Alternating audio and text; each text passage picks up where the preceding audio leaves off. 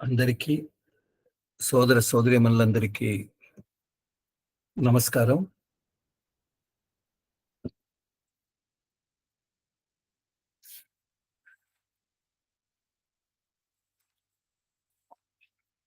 మనం ఈనాడు మన spiritual anatomy English to Telugu 22వ సెషన్‌లో ఉన్నాం.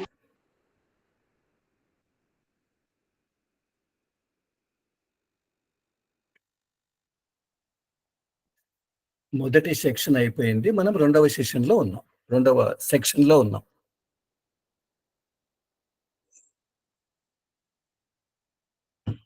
మాస్టర్ గారు ఈ మధ్యనే ఆయన దుబాయ్ నుంచి లండన్‌కొచ్చారు. లండన్‌లో యూరోపియన్ సెమినార్ పాల్గొన్నారు. సో, యూరోపియన్ సెమినార్ సంబంధించి మాస్టర్ గారు ఒక సందేశాన్ని ఇచ్చారు. 6 పేజీలు అనుకుంటాను. మనం ఏదైతే మనం ముందుగా అనుకున్నామో దానితో కనెక్టెడ్‌గా ఆయన ఇచ్చిన మెసేజ్ ఉంది గదా! Neither here Nar there. అంటే ఇక్కడ కాదు, అక్కడ కాదు. అంటే మనం ఇక్కడ లేం, అక్కడ లేం. దానివల్ల ఏం ఉపయోగం? అని ఆయన ఇచ్చిన మెసేజ్ గన మనం చూస్తే అది ఎంతో థాట్ ప్రొవోకింగ్‌గా ఉంది. మనందరినీ ఆలోచనకు తీసుకొని పోయేటట్టుగా ఉంది. మనం ముందుగా చర్చించుకున్నాం మనం స్పిరిచ్యువల్ అనాటమీలో. వ్యావహారిక సత్యం అంటే ఏంటి? పారమార్థిక సత్యం అంటే ఏంటి? ఓకే. దాని తర్వాత వస్తాం. మాస్టర్ గారు ఏం చెప్పారో ఒక 2, 3 మాటలు మనం అనుకుని మన స్పిరిచ్యువల్ అనాటమీ బుక్‌కొస్తాం. మాస్టర్ గారు చెబుతూ అసలు మనం అనంటే ప్రాపంచికంగా ఉండే మనం ఎక్కడున్నాం? Time and space. ఎంత ఆయన తార్కికంగా మాట్లాడారు అనంటే ఎన్నో మెసేజెస్ వచ్చాయి. అంటే నాకు ప్రతి మెసేజ్ అది ఒక గొప్ప విజ్ఞాన భాండాగారం. మొన్నొచ్చిన మెసేజ్ పూర్తిగా తార్కికంగా ఉంది, తాత్వికంగా ఉంది, ఫిలసాఫికల్‌గా ఉంది. ఆయన చెబుతూ అరే మనం ప్రాపంచిక మనం అనేది కాలం మరియు ఆకాశం, స్పేస్ అంటాం కదా! టైమ్ అండ్ స్పేస్ మీద ఆధారపడి ఉంది. కానీ నిజంగా మనల్ని గన మనం పరిశీలించుకుంటే మనం ఎటర్నల్ అబ్సల్యూట్ కదా! అనంటే అనంతమైన పరిపూర్ణ తత్వం కదా! మనకెక్కడ కాలముంది అని ఆయన ఎంత పారాడాక్సికల్‌గా ఎంత మన ఆలోచనను పదును పట్టేటట్టుగా ఆయన ప్రశ్నించారు. ఆయన చెబుతూ నిజంగా మన యొక్క నిజ స్వరూపం ఏంటి అంటే we have to resonate with our being, our soul. మన అంతిమ తత్వం ఏదైతే మనం స్పిరిచ్యువల్ అనాటమీలో మనం రీచ్ కావాలనుకుంటున్నామో అంతే కదా! ఆత్మీయ తత్వంతో మనం రెజొనేటింగ్, ప్రతిధ్వనించడం. అంతే కదా! దాంట్లో లయం కావడం, దాంట్లో రమించడం అని అన్నప్పుడు నిజంగా కాలం అనే కాన్సెప్ట్ ఎక్కడుంది? టైం ఎక్కడి నుంచి వచ్చింది? మనమంతా ఇన్ని రోజులుగా కొట్టుకుంటున్నాం. ఏమని? మన సాధన ఇవన్నీ కూడా హియర్ అండ్ నౌ. దాజి కూడా చెప్తూ వచ్చారు హియర్ అండ్ నౌ. అరే గతం కాదురా, భవిష్యత్తు కాదురా, ఈ నిమిషం. ఈ నిమిషంలో ఇది చాలా ముఖ్యమైన మొమెంట్. కాబట్టి హియర్ అండ్ నౌ ఇప్పుడు మీరు ధ్యానం చేయండి. దీన్ని మీరు సక్రమంగా ఉపయోగించుకోండి అన్న కాన్సెప్ట్‌ను ఆయన ఎలా తీసుకొనొచ్చారు అనంటే, here and now is a joke on humanity. ఆయన చెప్పిన కాన్సెప్టే. ఆయనేమన్నారు? హియర్ అంటే ఇక్కడ, నౌ ఇప్పుడే అనేది నిజంగా మానవాళి మీద ఉండేటువంటి ఒక పరిహాసాస్పదమైన ఒక మాట. కరెక్టా? కరెక్ట్ కాదా? మనమందరం ఊహించాలి. అంతే కదా! ప్రాపంచికంగా మనం ఆలోచిస్తే నిజంగా చెప్పాలంటే here and now is a great concept. మనం ముందుకెళ్ళాలి అంటే అది చాలా పెద్ద కాన్సెప్ట్. ఆ ఉన్నతమైన యోగిగా మనం తయారయ్యామనుకో, బాబూజీ మహారాజ్ లాగా మనం తయారనుకో, హియర్ అండ్ నౌ ఎక్కడ? అసలు ఇక్కడనేది ఏముంది? ఆయనకు మొత్తం భూత, భవిష్యత్, వర్తమానాలనేటివి ఎక్కడున్నాయి? కేంద్రానికి వర్తమానం ఎక్కడుంది? మనమంతా చర్చించుకున్నాం గదా! దేంట్లో మనం ముందుగా ఆ ఉపనిషత్తులో 7 శ్లోకాలు మనం నాసదీయ సూక్తంలో మనం చర్చించుకున్నాం కదా! కేంద్రంలో నిజంగా ఏముంది? కాలం లేదు, ఆకాశం లేదు, ఏమీ లేదు. కాలం ఎక్కడుంది? అనే దాని గురించి ఆయన మనకు క్వెషన్ చేశారు. ఆయన చెప్పిన ఏ కాన్సెప్ట్ అయితే ఉందో హియర్ అండ్ నౌ అనేది ఆయన చెబుతూ it is a joke on humanity. అంత గొప్పగా, అంత ధైర్యంగా ఆయన మాట్లాడుతున్నారు. ఆయన చెబుతూ టైమ్ ఈజ్ ఎల్యూజివ్. కాలం ఎక్కడుంది? కాలం మారుతూనే ఉంది. ఇప్పుడనుకునే నాది అనుకునేది ఇప్పుడుందా? లేదు కదా! నీవు అనంతమైనటువంటి కేంద్ర స్థాయిని చేరితే where is here and now. చాలా గొప్పగా మాట్లాడారు. ఆయన చెబుతూ కృష్ణుడు చెప్పాడు, కాలోస్మి, కాలము నేను అని అన్నాడు. అయితే కాలాన్ని కూడా మనం అధిగమించాలి కదా! ఆయన 3 కాన్సెప్ట్స్ ఇచ్చాడు ఆ మెసేజ్‌లో. ఒకటి మనదెట్లా ఉంది అంటే సీకర్స్ మైండ్. అన్వేషకుని యొక్క మనస్సు. అంటే మనమన్నీ తెలుసుకోవాలి కదా! With our heads. Seeker's mind అన్వేషకుని యొక్క మనస్సు ఎలా ఉంది అంటే మనం తలల ద్వారా మొత్తం సబ్జెక్ట్ అంతా గ్రహించాలి.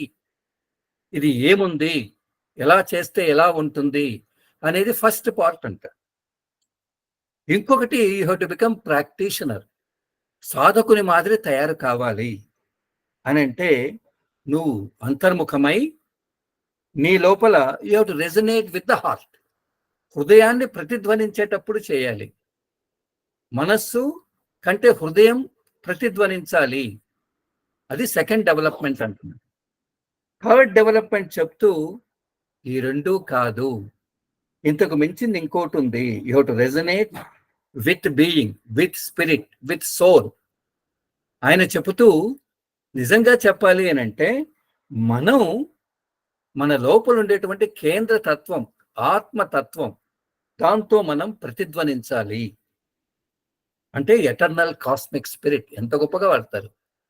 అనంతంగా ఉండేటువంటి ఆ తత్వంతో మనం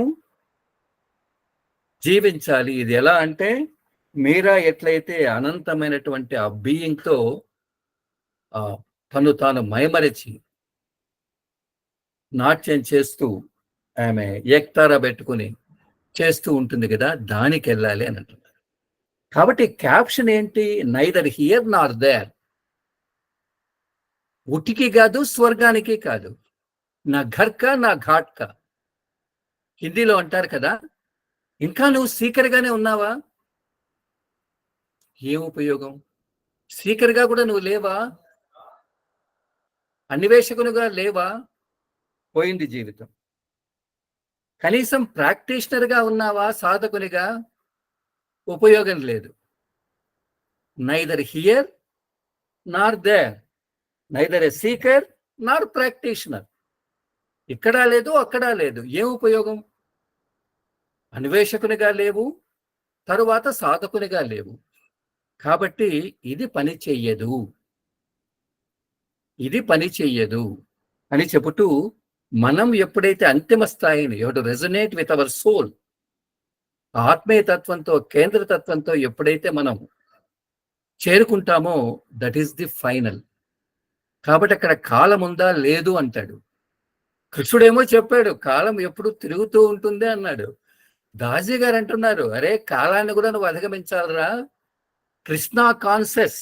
ఆయన ఎంత గొప్పగా ఆయన ఎంత గొప్పగా రాస్తారు అని అంటే, we have to transcend the Krishna consciousness.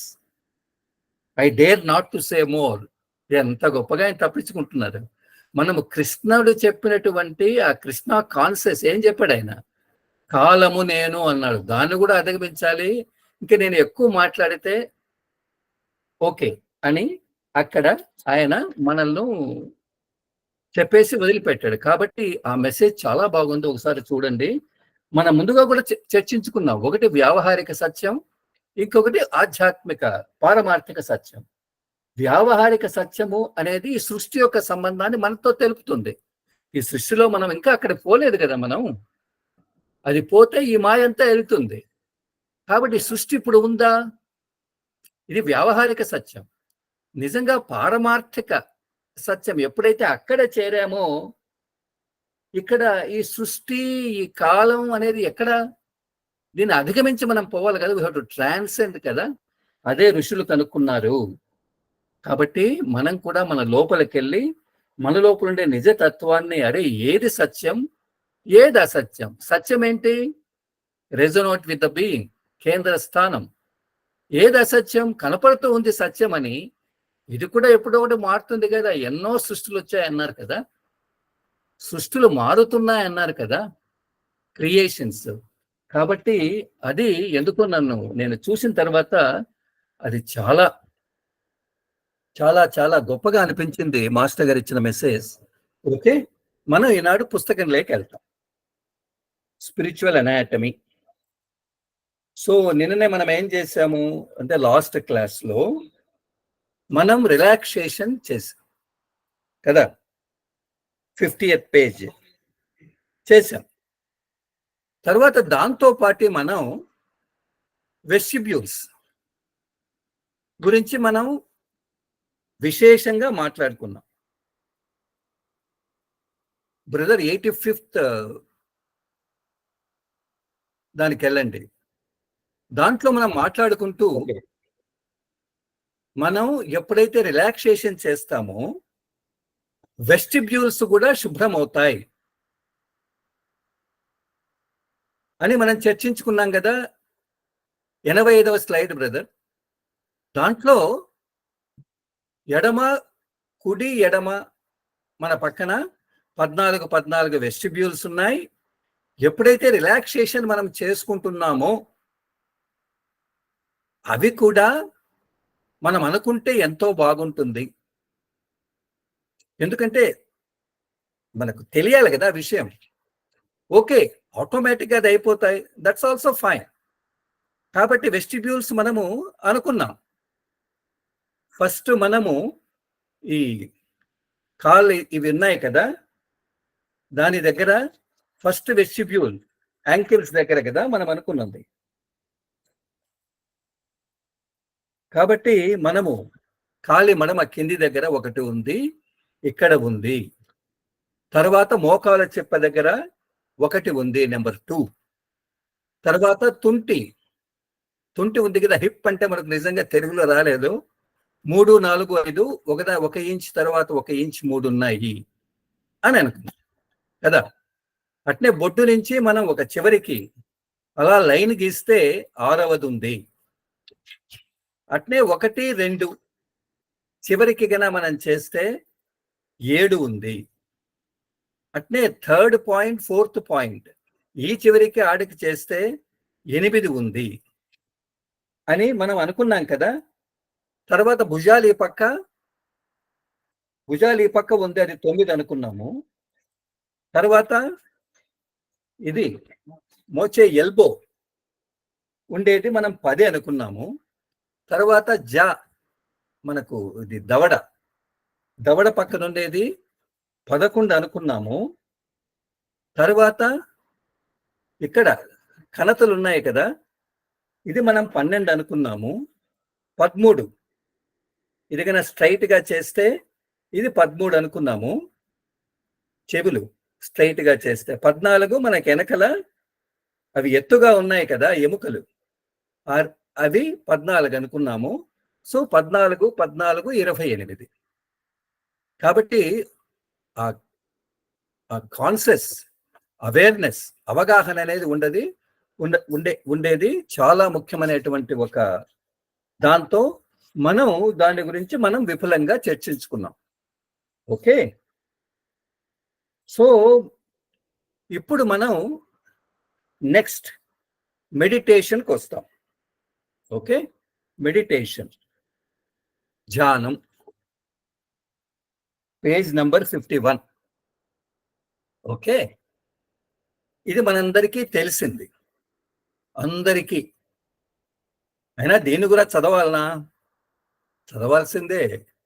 ఎందుకంటే మనం ఏమనుకున్నాం, ఫ్లో విత్ ద ఫ్లో. దాసీ గారు ఎన్నో విషయాలు చెప్పారు. అయితే ఎక్కడో ఒక చోట మిస్సింగ్ పాయింట్ ఉంటుంది. ఆ మిస్సింగ్ పాయింట్ మనము తీసుకోవాలి అని అంటే మనం దీన్ని గమనించాలి. అంతేకాకుండా ఈనాడు ఎంతో మంది ఎగ్జామ్ రాస్తున్నారు, ప్రిసెప్టర్స్ ఎగ్జామ్. కాబట్టి ఏ పాయింట్ మిస్ అయినా మార్క్ తగ్గుతుంది కదా. చూద్దాం ఏం చెప్తారు.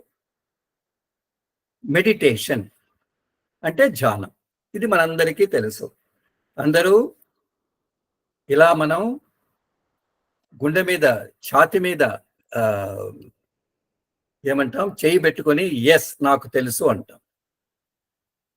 చారీజీ గారు ఒక తూరు మా ఊరికి వచ్చారు, అంటే మా ఎర్రగుంట్ల. అక్కడ టెంపుల్లో అరేంజ్ చేశాం.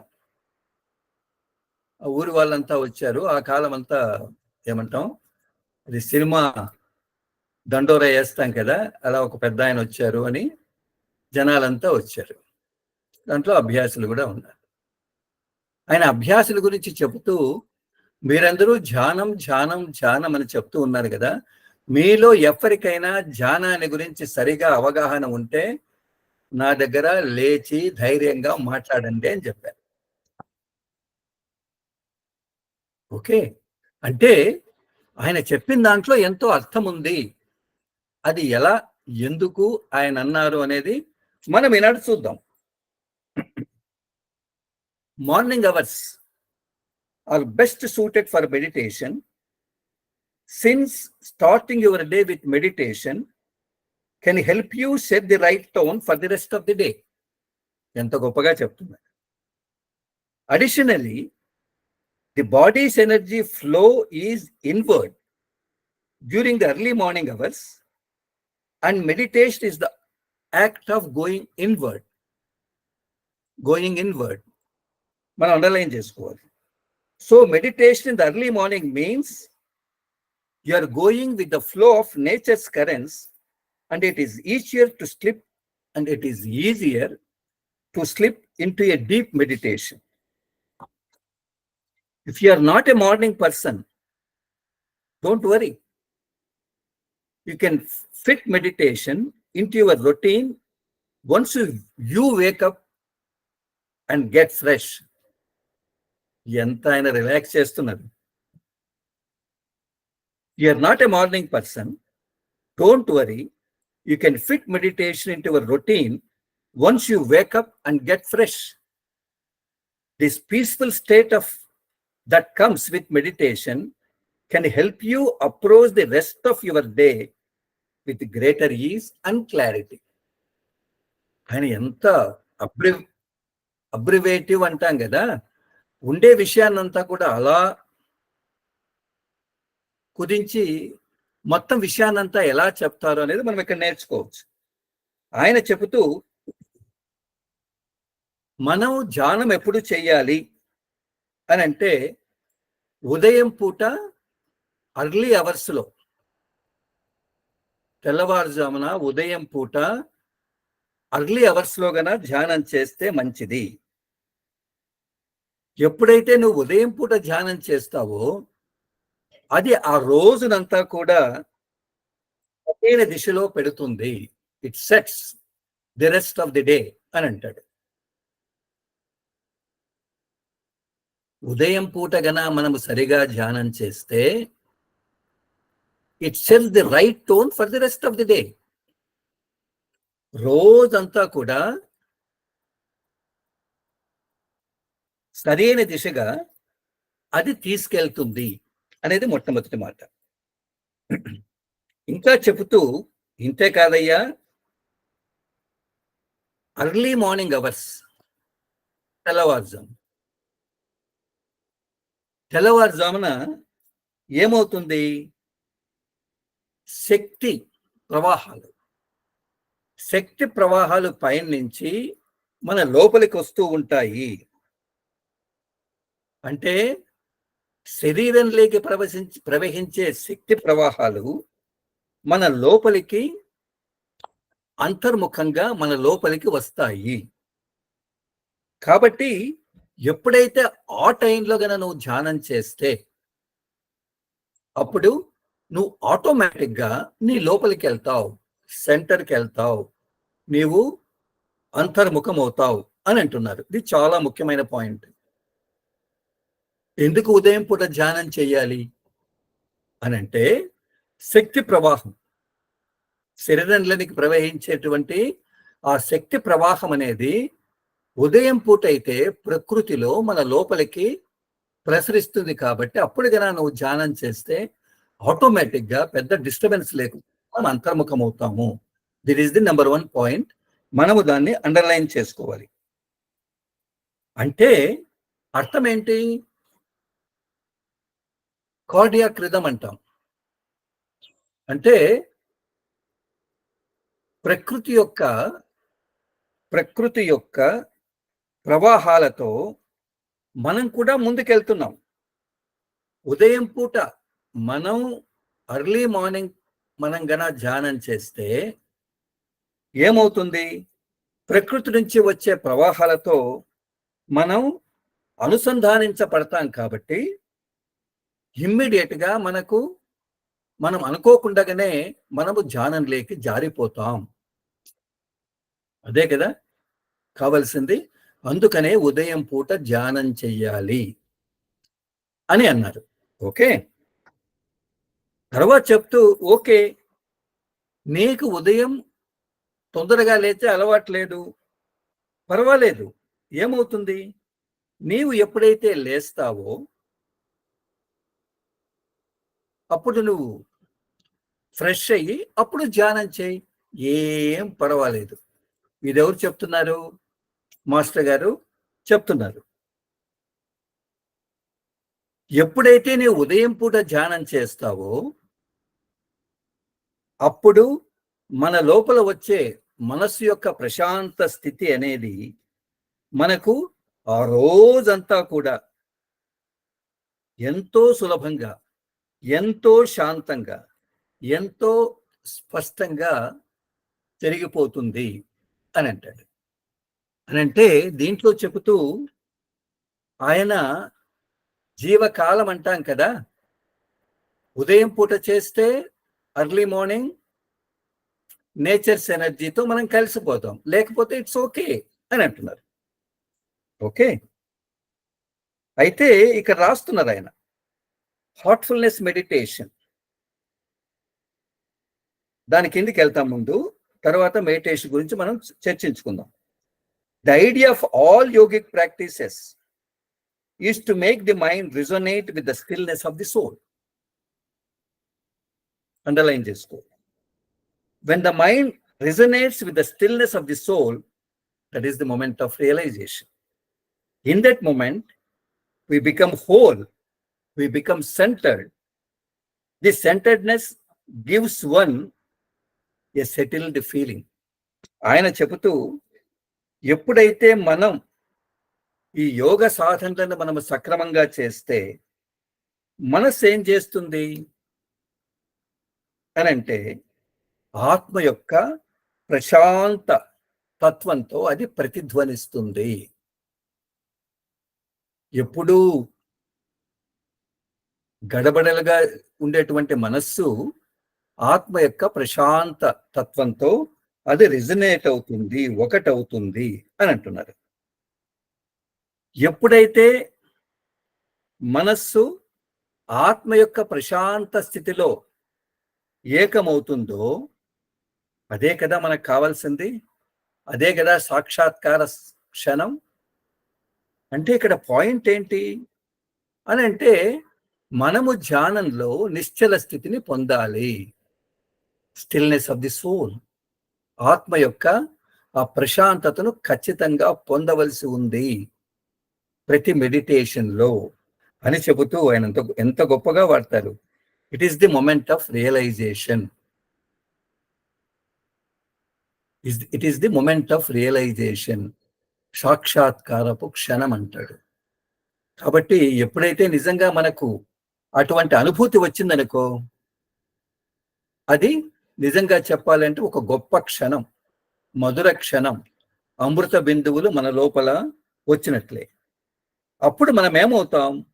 మనము సంపూర్ణంగా తయారవుతాం. Become the whole. అంటే ఈ పక్క ఆలోచించడం, ఆ పక్క ఆలోచించడం, ఇంకొక డిస్టర్బెన్స్ ఇవన్నీ లేకుండా మనం సంపూర్ణంగా తయారవుతాం. తర్వాత వి బికమ్ సెంటర్డ్. మనం మన లోపలికి వెళ్తాం, మనం కేంద్రీకృతం అవుతాం. ఎప్పుడైతే మన లోపలకు మనం వెళ్ళే తత్వం మన లోపల వచ్చింది అని అంటే, అప్పుడు మనం ఓకే, నేను స్థిరపడ్డాను, ఒక స్థిరపడిన భావన మనకు వస్తుంది. ఎంత గొప్పగా చెప్తున్నాడు, ఎంత గొప్పగా ఆయన చెప్తున్నాడు అనేది ఇక్కడ. అంటే దీంట్లో ఆయన ఏం చెప్తున్నాడు? నువ్వు ఎప్పుడు ధ్యానం చేసినా నీ మనస్సు ఆత్మ యొక్క ప్రశాంతతతో అది ఒకటి కావాలి. అప్పుడు మాత్రమే నిజమైనటువంటి సాక్షాత్కారపు క్షణం అంటున్నాడు.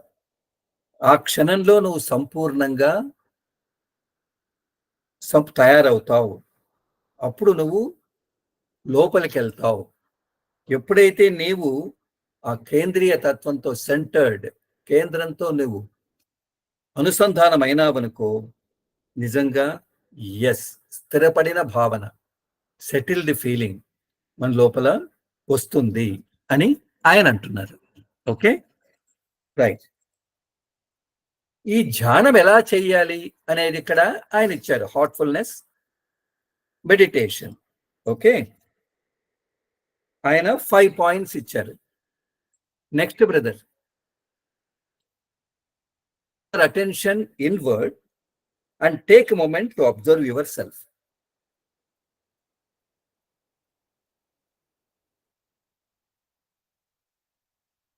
ఓకే, ఇది చదువుదాం, అది చదువుదాం, రెండు చదువుదాం.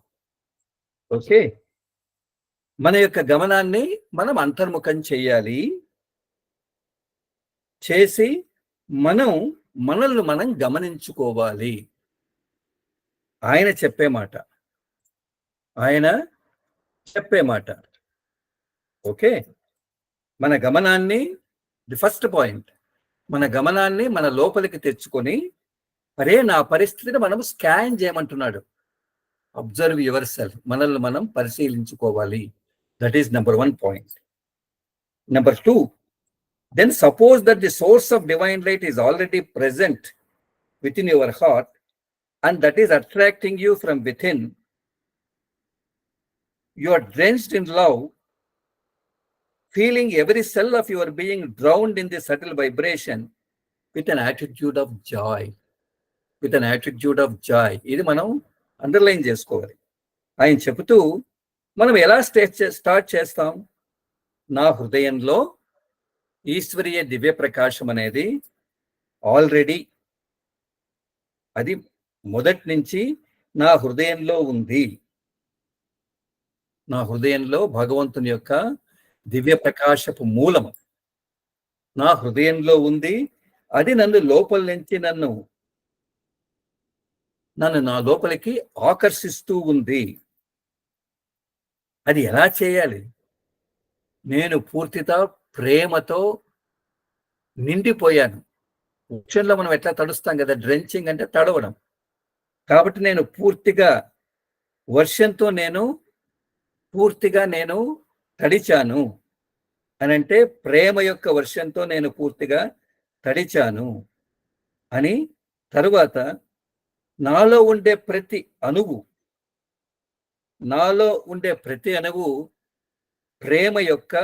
ప్రేమతత్వంతో నిండి నిబిడీకృతమై ఉంది. తరువాత నా స్థితి, నేను చేసే ధ్యానం ఎలా ఉంది అని అంటే, with an attitude of Joy. ఆనందంగా నేను ధ్యానానికి కూర్చున్నాను.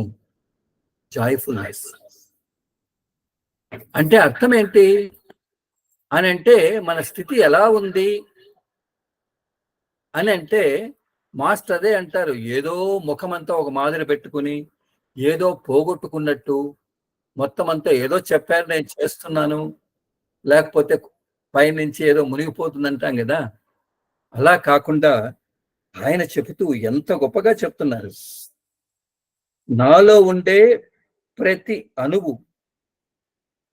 సూక్ష్మాతి సూక్ష్మమైనటువంటి వైబ్రేషన్ తో నింపబడి ఉంది. తరువాత నేను పూర్తిగా ప్రేమతో నింపబడి ఉన్నాను అని, with an attitude of Joy. మన వైఖరి ఎలా ఉండాలి? ఆనందంగా ఉండాలి. కాబట్టి జస్ట్ మెడిటేషన్ టెక్నికల్ గా చేయడం ఏం ఉపయోగం లేదు, కానీ దాంట్లో మన వైఖరి ఎంతో ఎంతో జాయ్ఫుల్ గా, ఆనందంగా ఉండాలి అనేది రెండో పాయింట్. మూడవ చెప్తూ, gently relax in to that feeling.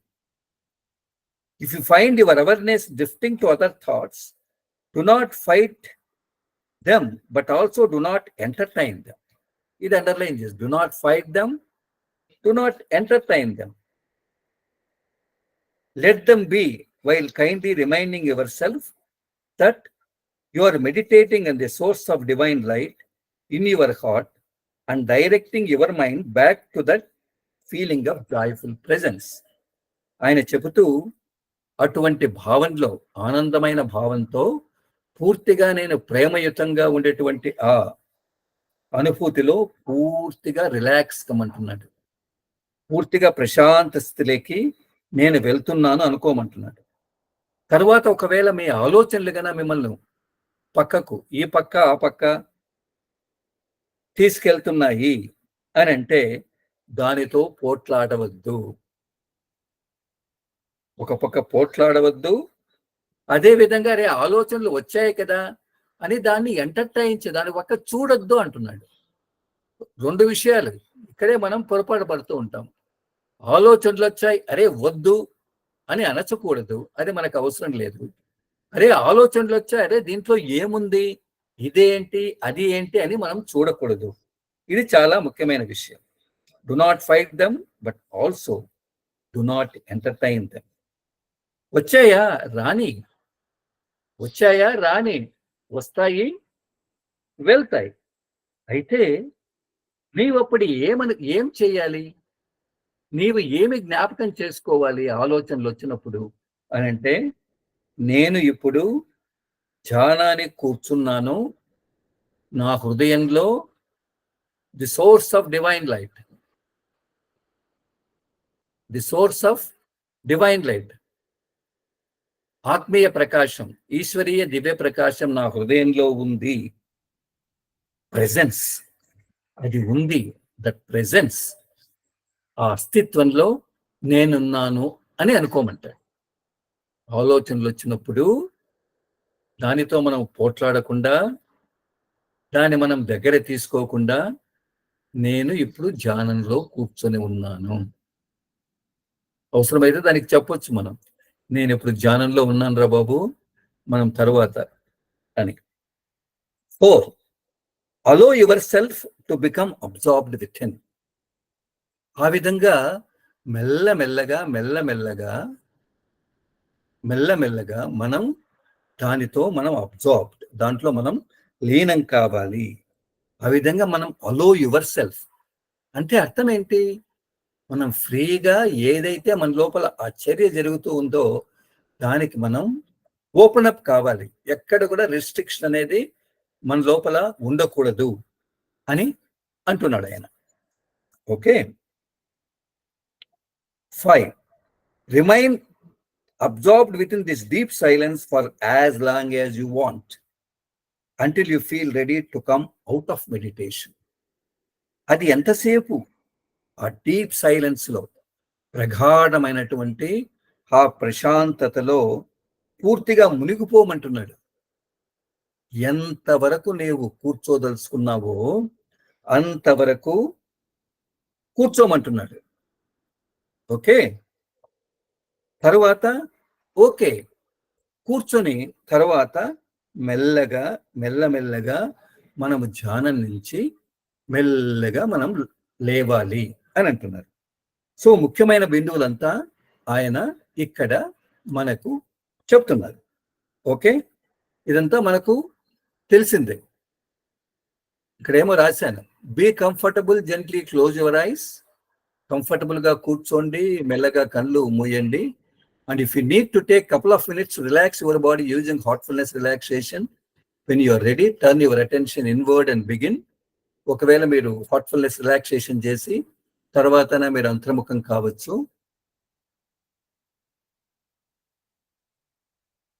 Okay. మిగతా ఎంత normal. Next slide brother. Ask Daaji. నార్మల్గా దాజీని ప్రశ్న వేశారు. ఆయన దానికి సమాధానం చెప్తున్నారు. ఏం క్వశ్చన్ వేశాడు ఒక అభ్యాసి? I have a constant chatter of thoughts going on in my mind. I want to meditate but I am not sure I can. What do you advise? అది ఆయన అడిగాడు. ఏమని? సార్, దాజీ గారు, నా మనస్సులో ఆలోచనల రణగొన ధ్వని, అంటే ఆలోచనల అరుపులు, బక్వాస్ అంటామా, యా, అవి ఇష్టం వచ్చినట్టుగా అవి చాటరింగ్, ఆ రణగొన ధ్వని జరుగుతానే ఉంది. అది ఎటువంటి రణగొన ధ్వని? అర్థము లేని అరుపులంతా వస్తున్నాయి సార్. చెత్త అంతా లోపల తిరుగుతూ ఉంది. ఇది నా పరిస్థితి. ఇది నిరంతరంగా constant chatter of thoughts during meditation.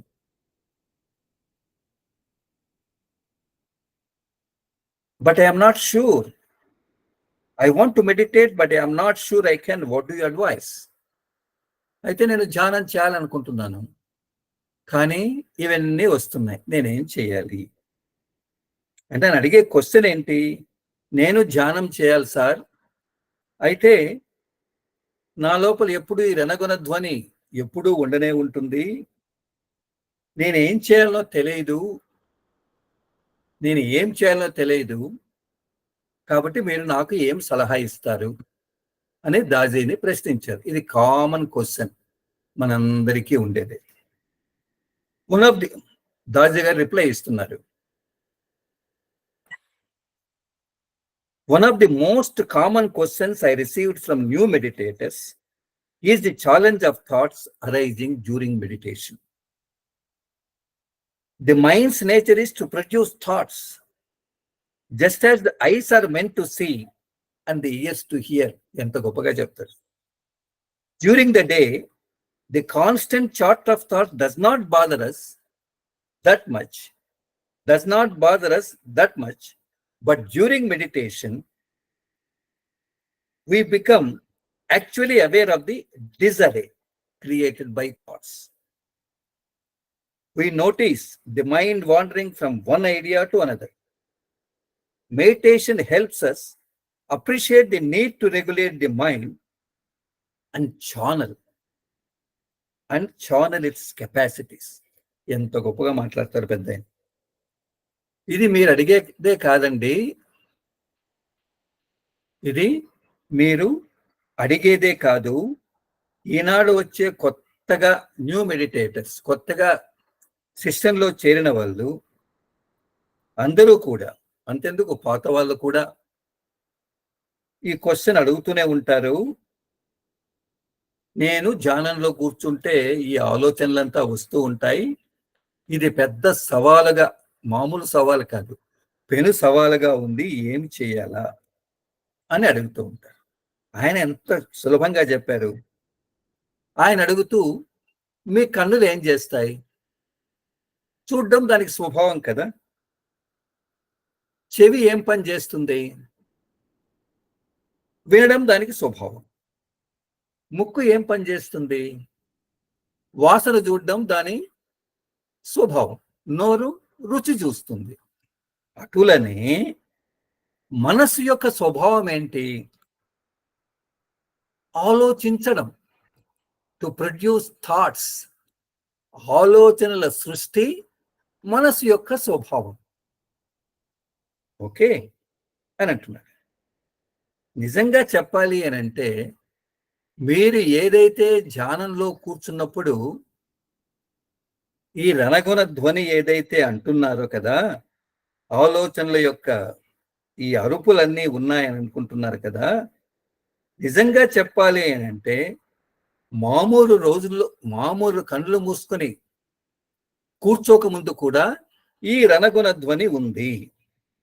అయితే ధ్యానంలో కూర్చున్నప్పుడు ఏమవుతుంది? మీరు దాని అవగాహన, అది మీకు తెలియబడుతుంది.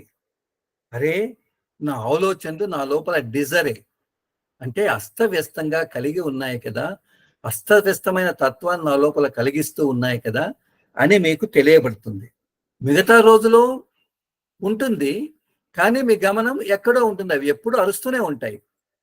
అయితే మెడిటేషన్లో ఎప్పుడైతే కూర్చుంటావో నీ గమనం దాని మీదకి వెళ్తుంది కాబట్టి ఇది నీకు కనపడతాయి, వినపడతాయి అని అంటున్నాడు.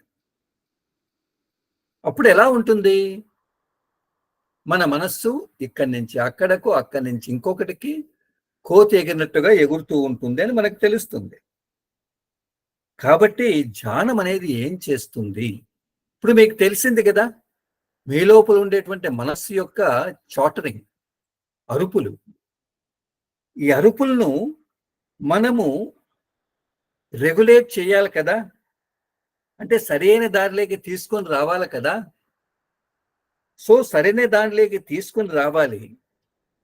తర్వాత మనస్సు ఎంతో శక్తివంతమైంది. మనస్సు అనవసరమైన ఆలోచనల మీద తన శక్తినంతా దుర్వినియోగం చేయకుండా, దాన్ని ఎప్పుడైతే మనము సరియైన మార్గం వైపు, ఛానలింగ్ అంటే సరియైన మార్గం వైపు మనం మళ్లించాలి కదా, అందుకోసం మనం ధ్యానం చెయ్యాలి. ఎంత గొప్పగా చెప్తున్నాడు. Meditation helps us appreciate the need to regulate the mind and channel its capacities. ధ్యానం అనేది మన మనస్సును, అరే ఇంత రణగొనగొని చేస్తూ ఉంది కదా మనస్సును, ఒక సరి అయినటువంటి దారిలో, నియంత్రణ అనలేము, రెగ్యులేషన్, దాని సవ్య దిశలో దాని యొక్క సామర్థ్యాన్ని మనము సరైన మార్గంలో నిజంగా పెట్టాలి అంటే ధ్యానం అవసరం. అంటే మాస్టర్ గారు చెప్పేది ఏంటి? మళ్ళా చూస్తాం. With in a few weeks of Heartfulness meditation, the charter of thoughts goes down significantly. If thoughts bother you excessively from time to time, you can try one of these tips. కాబట్టి ధ్యానం అనేది అత్యవసరం అనేది మీకు అర్థమైంది. ఎందుకు? ఇవంతా ఉన్నాయి కాబట్టి, ఇవి వెనక్కి రివర్స్ చేయాలి కాబట్టి, ప్రశాంతతకి వెళ్ళాలి కాబట్టి. నీవు కొన్ని వారాలుగా మీరు ధ్యానం చేస్తే ఆటోమేటిక్గా ఎంతో ప్రముఖంగా ఈ ఆలోచన రణగుణ ధ్వని తగ్గుతా ఒక ప్రశాంత స్థితికి వస్తుంది. ఓకే, ఇది అభ్యాసం మనం చేయాలి. అయితే ఆలోచనలు ఇంకా ఎక్కువ ఉన్నాయనుకో, అప్పుడు ఏం చేయాలి అని అంటే కొన్ని టిప్స్ ఇస్తున్నాడు ఇక్కడ. If thoughts bother you excessively from time to time, you can try one of these tips. ఎప్పుడు నిన్ను గందరగోళం పెడుతున్నాయనుకో, ఇక్కడ ఇచ్చినటువంటి ఆ టిప్స్‌ని పాటించమంటున్నాడు. ఏంటివి? ఒకటి, try doing some breathing exercises before you begin your meditation. ఇది మనకు మాస్టర్ గారు చెప్తూనే ఉన్నారు. ఎక్కువ ఆలోచనలొస్తే మనం గాలి పీల్చడం, వదలడం, ఉచ్ఛ్వాస నిశ్వాసాల ప్రక్రియ. అంతే కదా! మనం ఎడమ వైపు నుంచి గాలి తీసి కుడివైపు నుంచి గాలి తీసి ఎడమ వైపు. ఎన్నో ప్రక్రియలు చెప్పారు. కాబట్టి ఉచ్ఛ్వాస నిశ్వాసాల ప్రక్రియ చేయమన్నాడు. Number 2, if there are many thoughts during meditation, try to pause breathing for few seconds and then continue for meditation. ఇంకా ఎక్కువగా మనల్ని కష్టపెడుతున్నాయనుకో, ఒక్క తూరి కుంభకం చేయమంటాడు. పాస్ అండ్ బ్రీతింగ్, ఒక్క తూరి గాలిని ఒక్క తూరి అలా పాస్ నిలబెట్టమంటాడు కొన్ని సెకండ్స్. తర్వాత మళ్ళా ధ్యానాన్ని ప్రారంభించమంటాడు. Third, if thoughts persist, gently open your eyes, stay seated and take a few deep breaths, then close your eyes again. ఇంకా ఎక్కువ కష్టపెట్టామనుకో, కళ్ళు తెరవమంటాడు. కళ్ళు తెరిచి కొంచెం మెల్లగా కళ్ళు తెరవండి, కొద్దిసేపు అలా కూర్చోండి, కొన్ని డీప్ బ్రెత్స్, కొంచెం గట్టిగా గాలి పీల్చి వదలండి, తర్వాత మళ్ళా కళ్ళు మూసుకోండి. ఎంత గొప్పగా చెప్తున్నాడు. కాబట్టి మనకి ఎక్కువ ఆలోచనలు వస్తే ఏం చేయాలి? బాబూజీ ఇంకొక మాట చెప్పేవాడు, అదే ఆలోచనలు వచ్చాయంటే ఇవి నావి కాదు, గురువు గారివి అనుకోమంటాడు. ఓకే, నిజంగా మెయిన్ ప్రిన్సిపల్ ఏంటి అంటే, ఆలోచనలు వస్తున్నాయి అంటే ఆలోచనలు మన నుంచి బయటికి వెళ్తున్నాయి.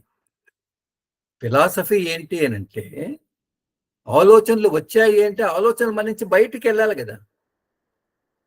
మన ఇంట్లో ఉండే చెత్త మనం అట్లా చెత్త బుట్టను తీసుకుని మెయిన్ డోర్ గుండా బయట వేస్తాం కదా, అలా విధంగా మనలో నుంచి అవి బయటికి వెళ్ళేటప్పుడు మనకు తెలిసే బయటికి వెళ్తాయి. తెలిసే బయట వెళ్ళినప్పుడు you have to be very happy. మనం అలా దాన్ని వెయిట్ చేస్తే ఆటోమేటిక్గా సెట్ అవుతుంది. అలా కాకుండా దాంతో పోరాడడం అనుకో, ఉపయోగం లేదు అని అంటారు. అందుకనే వాయిస్ రియల్లో బాబూజీ చాలా బాగా నాన్ కాన్సన్ట్రేషన్, నైకాగ్రత అని ఒక చాప్టర్ ఉంది, చదవండి ఎవరైనా. నిజంగా కళ్ళు మూసుకొని మనం కూర్చుంటే ఆలోచనలు వచ్చినప్పుడు నువ్వు ఫైట్ చేస్తున్నావు అని అంటే, నీ యొక్క గమనాన్ని దాని మీద పెడుతున్నావు. What is the use? You're putting concentration on you're concentrating on it. నీ యొక్క ఆలోచన, నీ ఏకాగ్రతంతో అక్కడ పెడుతున్నావు, ఏం ఉపయోగం లేదు. జస్ట్ అలా చూస్తూ ఉండు, అబ్జార్బ్ దిస్ సైడ్. నీ లోపల ఏదైతే రెండు ఉంటాయి మన లోపల, ఒక పక్క ఆలోచనలు వస్తూ ఉంటాయి, ఒక పక్క హృదయంలో దేవప్రకాశం ఉంది అని కూర్చున్నప్పుడు దాని యొక్క వైబ్రేషన్స్ ఉంటాయి. ఆ పక్కన మనం గమనం పెడితే, దీని గురించి పట్టించుకోకపోతే, ఇది మనకు అబ్జార్బెన్సీకి తీసుకెళ్తుంది, లీనత్వానికి తీసుకెళ్తుంది. చాలా గొప్ప చాప్టర్ అది, నాన్ కాన్సన్ట్రేషన్ అనేది. Next para brother, next slide brother, next slide. One of the other things I would do is to read some spiritual literature. Perhaps it is a page from the book, from this book, some poetry you like, or a particular religious text.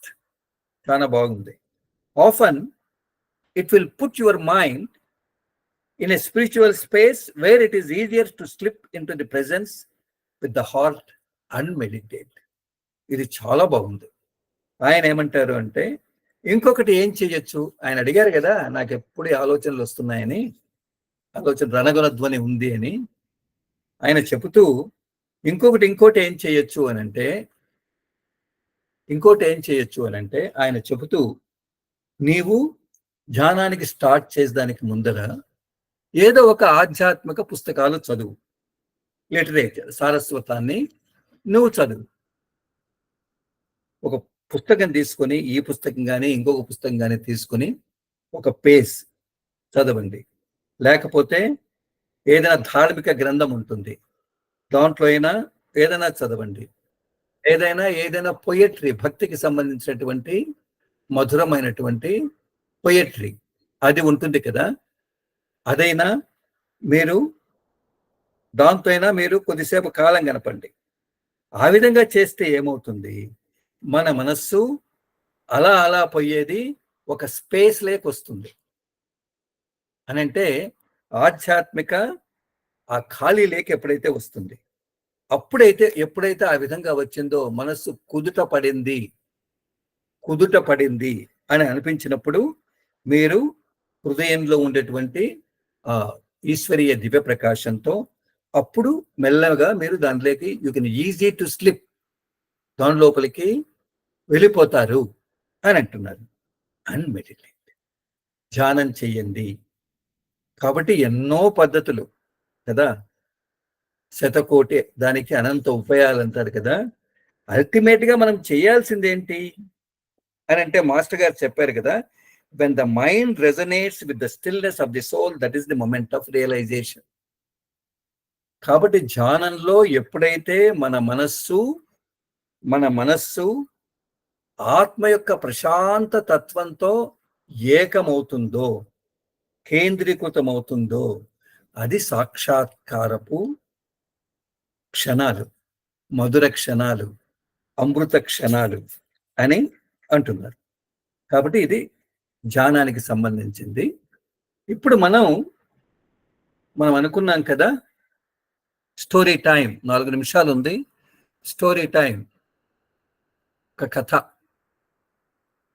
So ఏం కథ అని అంటే, okay, రామాయణంలో రామచరిత మానస్ చెప్పానో లేదో తెలియదు. రామచరిత మానస్లో తులసీదాస్ ఒక సంఘటన ఇస్తారు. కౌసల్య మీకు తెలిసే ఉంటుంది. రాముని తల్లి, రాముడు అరణ్యవాసాలకు వెళ్తాడు. ఈమె అంతఃపురంలో ఉంటుంది.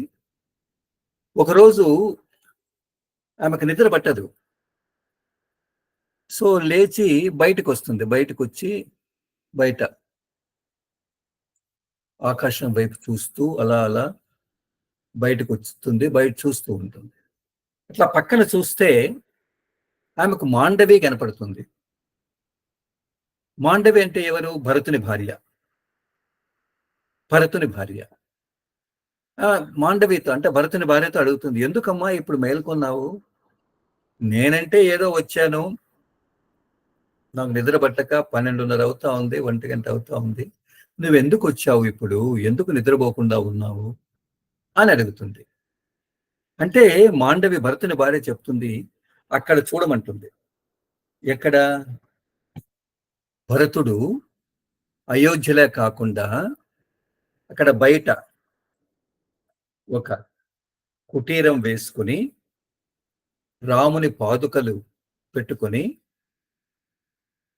అక్కడ ఆయన రాజ్యం చేస్తూ ఉంటాడు కదా, ఆ కుటీరం వైపు చూడమంటుంది. ఆ సరయూ నది దగ్గర ఈమె చూస్తుంది కౌసల్య. మీరు మాండవి అంటుంది, అక్కడ చూసావా, ఇంకా ఆయన లైట్స్ ఆఫ్ చేయలేదు, ఇంకా దీపాలు వెలుగుతున్నాయి, అంటే మా భర్త ఇంకా వర్క్ చేస్తున్నారు. సో ఆయనే నిద్రపోలేదు, నేను ఎలా నిద్రపోతాను అని అంటుంది. అంటే కౌసల్యకు అవునా అని అంటుంది. తర్వాత కౌసల్య అడుగుతుంది, మరి అంత దానికి నువ్వు ఇక్కడెందుకున్నావు? నువ్వు అక్కడికే వెళ్ళి ఆయనతో ఉండొచ్చు కదా ఆ పర్ణశాలలో అని అంటే, ఆ అమ్మాయి చెప్తుంది మాండవి, మా భర్త చెప్పాడు భరతుడు, మా అమ్మా నాన్న అంటే మీ అత్త వాళ్ళంతా ఉన్నారు, నేను ఇక్కడున్నాను, పెద్దన్నయ్య లేడు, లక్ష్మణుడు లేడు, చూసుకోవలసిన బాధ్యత నీ మీద ఉంది, కాబట్టి నీవక్కడే ఉండు అని అన్నాడు, కాబట్టి నేను ఇక్కడున్నాను అని అంటుంది. ఓకే, సో ఆ కాలంలో అంటే దీన్ని బట్టి మనకి ఏమర్థమవుతుంది? ఆ కాలంలో అత్త, కోడలు తర్వాత పిల్లలు, కొడుకు, తర్వాత ఏమి సోదర బాంధవ్యం, ఇవన్నీ గన మనం పరిశీలిస్తే కుటుంబ విలువలు అనేటివి ఆయన ఎంతో చాలా గొప్పగా రామాయణం అనేది ప్రతిస్పందిస్తుంది. వాల్యూస్ అంటే నేను ఇట్లా ఉండాలని కాదు నేను చెప్పడం. అప్పుడు ఆ కాలంలో అలా ఉన్నింది. కాబట్టి విలువలను మనం కాపాడుతాం అనేది మనం ఇక్కడ నేర్చుకుంటాం. Thank you so much. నమస్తే.